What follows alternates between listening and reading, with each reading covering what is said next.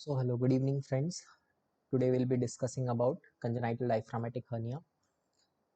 And before starting, I would like to thank Chandana Shri Ma'am for sharing the wonderful notes with us.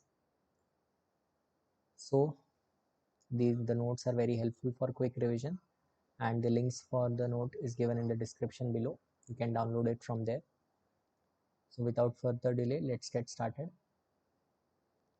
So embryological basis of the diaphragm. The diaphragm is a musculotendinous partition that divides the abdomen and the thorax, and it contains 4 embryonic components. So what are these? One is the pleuroperitoneal membrane, which is seen in the posterior aspect laterally, these two.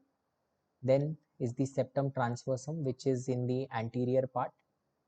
Dorsal mesentery of the esophagus, which is surrounding the esophagus and the vessels. Then muscular ingrowth of the lateral body walls, that is the lateralmost part of the body. So the lateralmost part. So this was the 4 components, and diaphragmatic development precursor began to form in the 4th week, and by 8th week this pleuroperitoneal membrane is fully formed, and initially on the right side, then on the left side.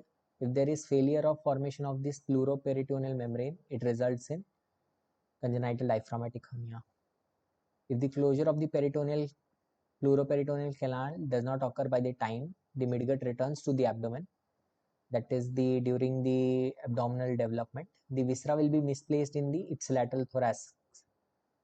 With abnormal positioning, the midgut cannot undergo normal fixation and will therefore undergo malrotation.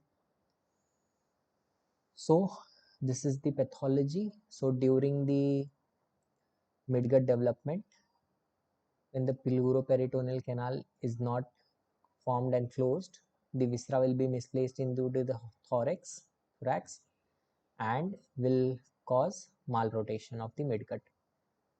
Now diaphragmatic hernia, where the abdominal content is displaced into the thoracic cavity, causing a space occupying lesion that causes detrimental effect on the lungs of the baby, causing pulmonary hypoplasia. So the lungs is not formed at all. So the lungs is hypoplastic, and persistence of fetal circulation from right to left shunt causes worsening of the hypoxia.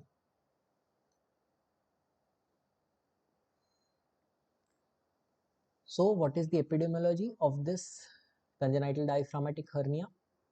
It is seen in 2000 to 5000 live births, and left-sided defects are more common than the right, and 85% we see left-sided defect, and survival is good, around 70 to 90%. Now classification, there are 2 types.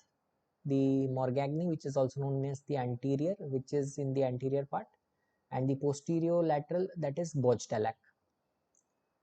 As we can see in the diagram, posterolateral is the Bojtalac, anterior is the Morgagni. The Bojtalac hernia occurs from the posterolateral defect, which is of variable size. It can be from 2 to 4 centimeter to complete diaphragmatic agenesis. So it is not formed at all sometimes. Majority is seen on the left side. Right side is less seen, 15% rare, and have very poor prognosis due to severe pulmonary hypertension and pulmonary hypoplasia.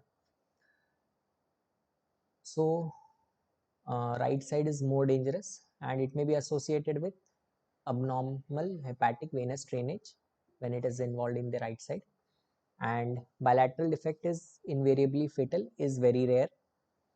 Now we see Morgagni hernia, which is seen in less than 2% cases, and it is located anteromedially at the junction of septum transversum and anterolateral muscular body wall, and it may often be asymptomatic and may cause small amount of pulmonary compression, which is minimal, and it is discovered incidentally as anterior mediastinal mass.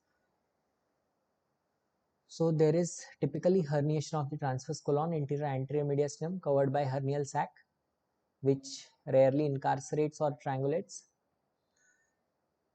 And there is a pentalogy of Cantrell, which is associated with Morgagnian hernia, that is epigastric omphalocele, anterior congenital diaphragmatic hernia, sternal cleft, ventricular septal defect, and ectopia cordis.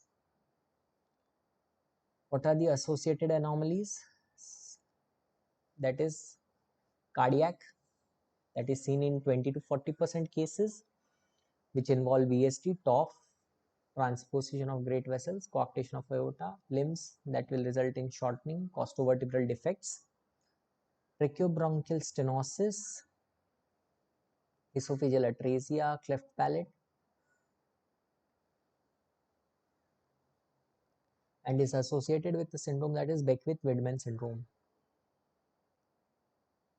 Now the evaluation. So how we evaluate? In the prenatal period, it can be diagnosed in the USG through the USG fit. Sorry. We will see fetus stomach in thorax, polyhydramnios due to GI obstruction, liver herniation, which is a sign of poor prognosis, mediastinal shift, size of ipsilateral lung, and lung to head ratio, if it is less than 1, result in poor survival. When features suggestive of congenital diaphragmatic hernia, we also search for associated anomalies, and we go for karyotyping with cord venous sampling and planned delivery at the equipped tertiary care hospital. We'll also try for fetal MRI. Sorry.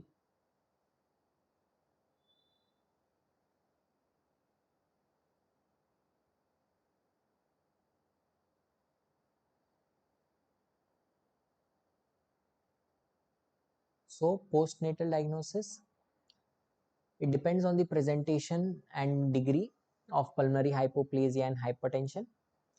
If the patient has respiratory distress, pallor cyanosis, grunting, sternal retraction, it may need action. And chest X-ray may show bowel loop in the thorax. NG tube determines the position of stomach. Echo for cardiac anomalies and pulmonary hypertension. Right-sided defect can be assessed with CT MRI. For pulmonary hepatopulmonary fusion, vascular anatomy of mediastinum and liver. So we can use CT and MRI for right-sided defects. Then what are the differentials? Differential is congenital cystic adenomatoid malformation, that is congenital cystic adenomatoid malformation, bronchogenic cyst, diaphragmatic eventration, cystic teratoma. So now we see the management. Management is medical optimization. So there's no rationale behind immediate reduction of the hernia to improve lung function, as the lungs are hypoplastic. So lungs are not developed at all. They are not atelected. So they are not collapsed. It is hypoplastic. They are not formed at all. So resuscitation with prompt endotracheal intubation is important. Bag and mask ventilation must be avoided. That can result in bowel distension and further worsening of the condition, further worsening ventilation. Previously, aggressive hyperventilation and induced alkalosis was given. Currently, we follow permissive hypercapnia as long as we can control pH more than 7.2. We go for NG tube decompression to avoid over distension of bowel, and ventilatory support in the form of high flow oxygen and ECMO. Timing of repair is around 48 hours or more after stabilization.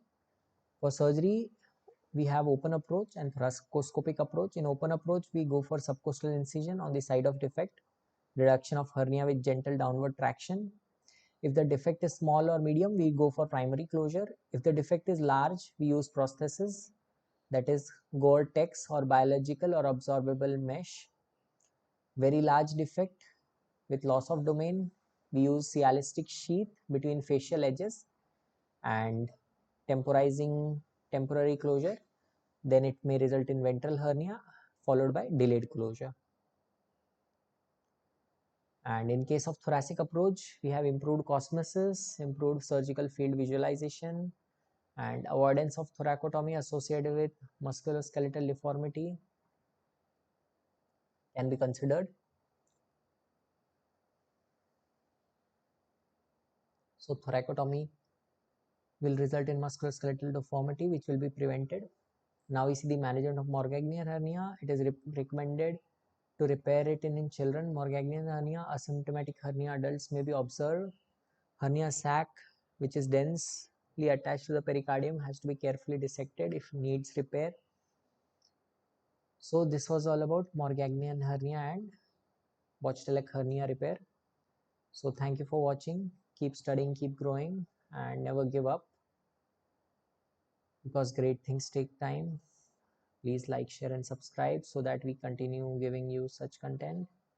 And see you in next video. Thank you.